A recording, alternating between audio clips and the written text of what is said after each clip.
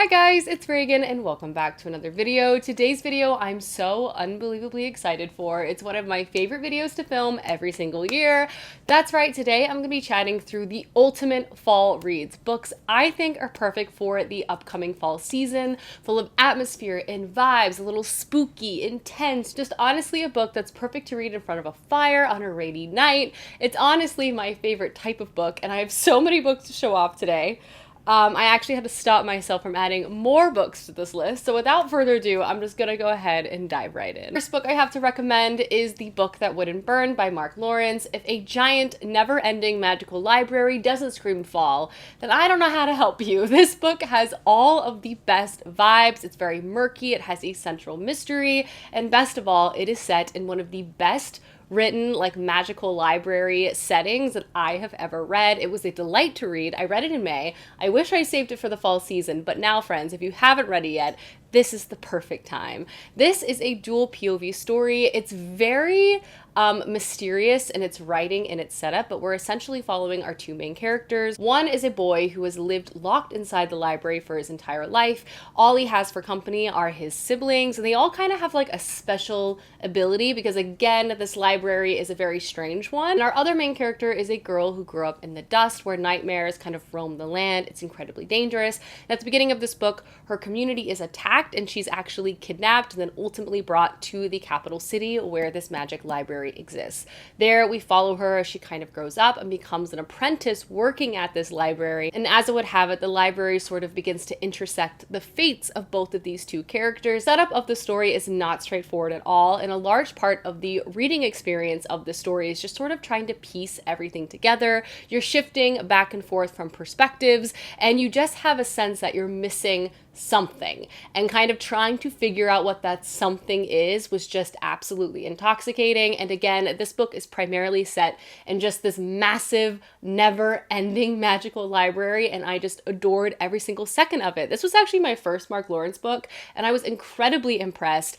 I loved this from page one until the end. It blew my mind and also has all of the best vibes for the fall season. The next book I have to recommend is actually more so an author. I had to just take a moment to recommend this author's works because they're both just perfect for the fall season. I am a gothic girly. Ever since I read Jane Eyre in high school, any book with any gothic vibe with a tinge of romance is going to be a home run for me, and this author does that perfectly. And the author I'm talking about is Isabel Cañas, and both of her books are perfect for the fall season if you have not read them. The first book I'm going to feature is The Vampires of El Norte, which is her newest release and just came out. This is a gothic historical fiction melodramatic romance story with vampires set on the border between Texas and Mexico. It's a dual POV tale following our two main characters who are best friends as children but then separated after a very tragic event. 10 years later, they come back into each other's lives, and oh my gosh, is it delicious and tragic to read. And did I mention, again, there are vampires. It's spooky and creepy. The author also includes some fantastic historical influences as well. I could not put this book down. I was absolutely captivated. Isabel Cañas truly has my heart,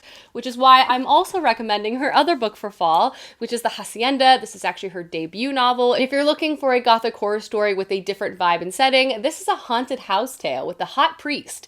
I feel like that's all I really should say, but I'll say more if that didn't hook you. This follows our main character who enters kind of an economic marriage. Her family is close to destitute and she needs to find a place where she and her mother can safely spend the rest of their lives. So she agrees to marry this man who kind of has a shady past, and when she arrives at his home, she also realizes that his house, which she's really excited to make hers, is haunted and kind of beginning to invade her dreams. People on the property are also very strange and kind of dodging a lot of her questions, and the only person who will help her in town is a priest. And they begin to work together. There's occultism and magic and community, and again, kind of a melodramatic romance, but really spooky scary as well. I just feel like Isabel Cañas combines so many different elements that work perfectly together. I'm obsessed with her books. I fly through her books, and the audiobooks for her stories are also fantastic too, as they're dual narrators, and it just creates all of the best tension. I'm truly obsessed with her, and these are perfect fall reads. The next book I have to recommend is another recent read. I've had some really great vibey favorites to have entered my bookshelf, and that is Spells for Forgetting by Adrienne Young. If you want something that's heavily atmospheric. Like, you feel the brisk breeze, the leaves crunching below your feet. This is the book for you. I felt completely transported while reading it. I kind of described this book in an elevator pitch like Gilmore Girls meets a mystery thriller story, because it has those small town vibes and the gossip and the community. It's much darker and very melodramatic and has, again, kind of a murder mystery at the heart of it. And in this story, we follow our main character, Emery, and she lives on a very small island. She has lived here her entire life, and though she had dreams of leaving, she is doing the thing that she always swore she was never going to do. That is to run her mother's tea shop on the island itself. Years prior to the start of this novel, Emery's life was forever changed when her best friend was found dead in the woods, and her boyfriend at the time was accused of her murder. Never proven to be the case. August, the boy, actually fled the island shortly after the events occurred, and Emery has never seen him since. However, though, at the beginning of this book, Emery senses an omen in the air after all of the trees turned overnight. And lo and behold, August Salt is back on the island to deal with a few loose ends from his and his mother's life. Back in each other's lives after many years apart, old wounds are beginning to open once again, not only between these two characters, but on the island, and the mystery around the death of this girl is also center stage, having like hints of magic and witchcraft. This book is honestly a vibe. It was so dramatic that I was just hooked from page one. I feel like, one, the author really sold this very intense, like, heartbroken romance between our two main characters. And this book is also told in a dual POV and has an alternate timeline. We're reading in present day, but also going back in time to read the events leading up to this tragic event. Truth be told, I could not put this book down. I just truly loved the atmosphere that the author was able to create. The next book I have to recommend is Library of the Dead by T.L. Huchu. This book, I personally think, is an absolute blast. It's kind of a fun combination of middle grade and adult fantasy. It centers a main character who is a young girl, and she lives in Edinburgh. And this is an urban fantasy story with a slight twist on our own world, and that twist is that ghosts exist and people can interact with them, and occultism and kind of professions surrounding ghosts is a very popular thing now in society. And I would also say the world is a bit more dangerous and resources are a bit more scarce, so that's something to also keep in mind. In this book, we follow our main character Ropa, who is truly the most precocious and hilarious main character I have read in a long time.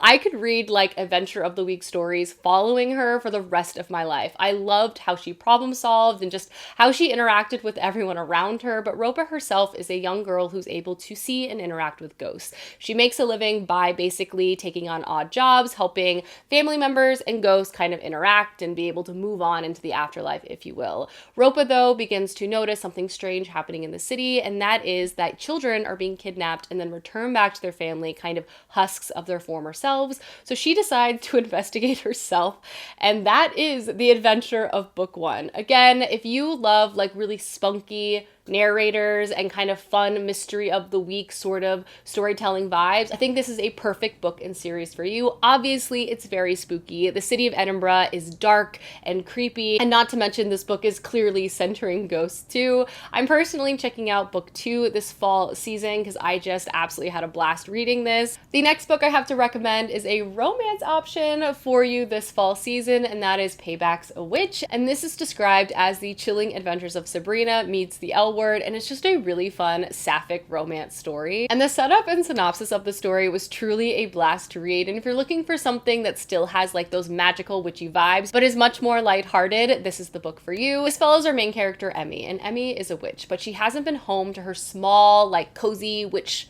hometown in many years, part because she's looking to carve her own path, but also because she wants to avoid her ex after a very messy breakup. And he's also from a very powerful family in town. And at the beginning of this book, though, Emmy decides to finally return home, not only help her family run the annual spell casting tournament, as they do every single year, but also spend time with her family and also see old friends. Shortly after returning, she runs into a new person, and that is Talia. Talia is smart, beautiful, really talented witch, and turns out she also has had a very recent and messy breakup with her ex too. So they decide to start scheming together, get their revenge, but uh-oh, They might begin to form feelings for one another. This book is a romp. It's fun, has all of those small town vibes, has a lot of magic, has a lot of will they, won't they. It's a really fun setup and synopsis that I feel like the author did a great job kind of bringing to fruition.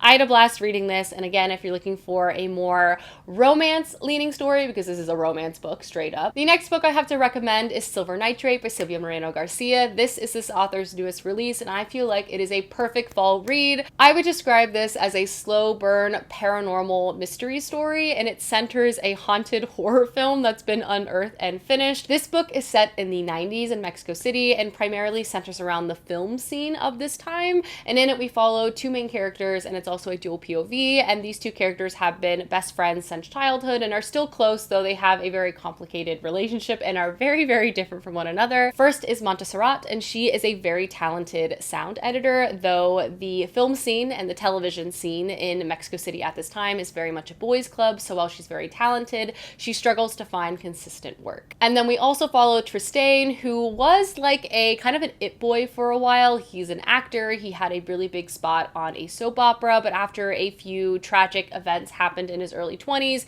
he's kind of been struggling to find the next step in his life and in his career. Both of these characters have a deep love for horror films, especially like cult classic horror films, so when they kind of get the opportunity to hang out with and chat with the director to a legendary lost film, they get pulled into the mystery of finishing this film, and turns out a lot of it has to center around like Nazi occultism, and things get really weird really, really fast. This book follows, again, our two main characters kind of racing to save themselves from what appears to be a cursed film. This book has such a combination of inputs that personally worked really well for me. Obviously, I think it's anchored by two very likable main characters, and I really loved not only the reflection of their relationship, but their evolution and growth within their relationship throughout this book.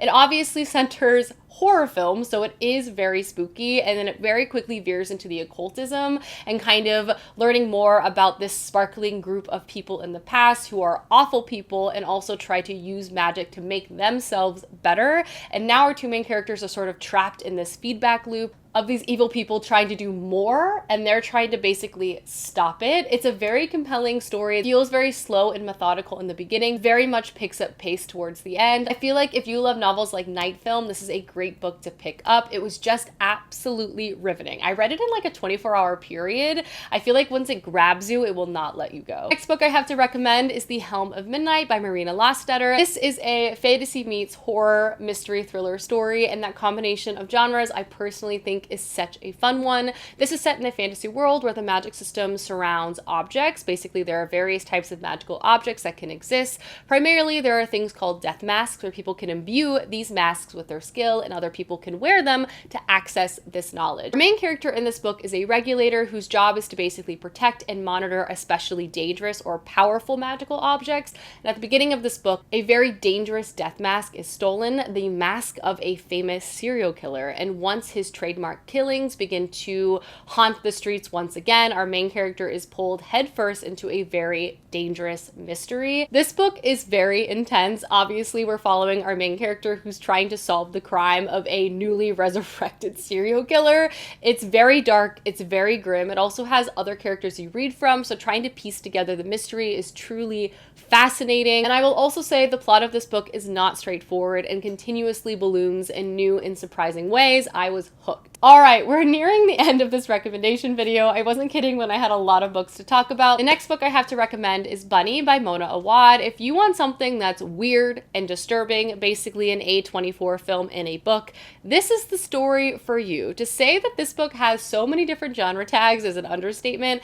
It's honestly very hard to describe this book. It's an experience. It's really, you should just pick it up and check it out for yourself. It's horror, it's dark academia, it's fantasy, it's occultism. Again, there's a lot of different things happening within this story, but to give you some information, this follows our main character who's part of a very prestigious graduate program at a university for writing. Her program is very, very small. It's just her and basically this other group of women called the Bunnies. They're hyper feminine. They only call each other bunny, and they kind of do everything together. She despises them and she constantly complains about them to her best friend until one day she's basically invited to attend one of their study groups, and she goes and she's slowly and then very quickly like swept in the world of the bunnies. To put it simply, that is just like the barest amount of information I want to give you and that I feel like you should have going into this book. It's an experience from page one.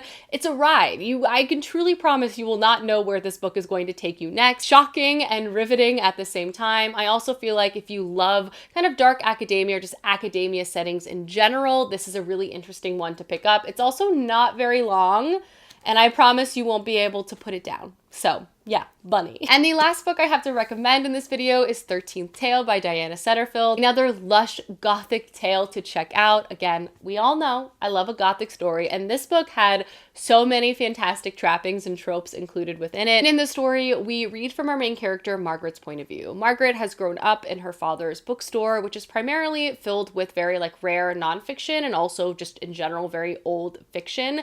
She's kind of a loner. She doesn't have a lot of connections with people, and she's also sort of obsessed with death. Something she likes to do in her free time in particular is write biographies about people who are kind of been lost in time.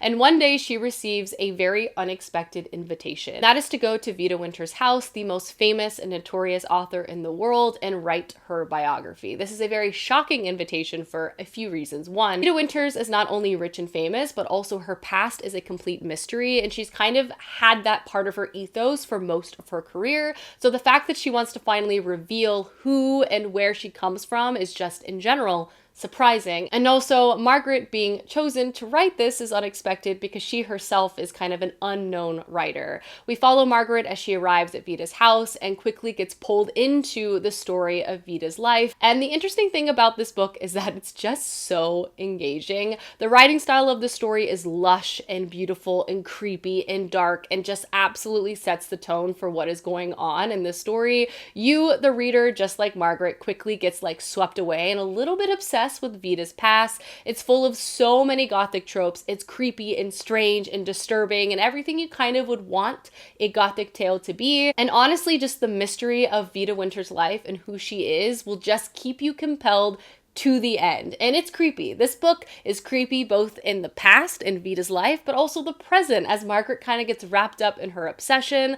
I just feel like Diana Setterfield's combination of writing style and setting and vibes works so well, and I love this book. I flew through it. I was so surprised by it. This book was truthfully equal parts mesmerizing and disturbing, and I could not put it down. Alrighty guys, those are my must-read fall book recommendations. Please let me know down below some books you think are perfect for fall because I'm always looking to add books to my TBR, but I hope you guys enjoyed this video and I will see you soon with another one soon. Goodbye!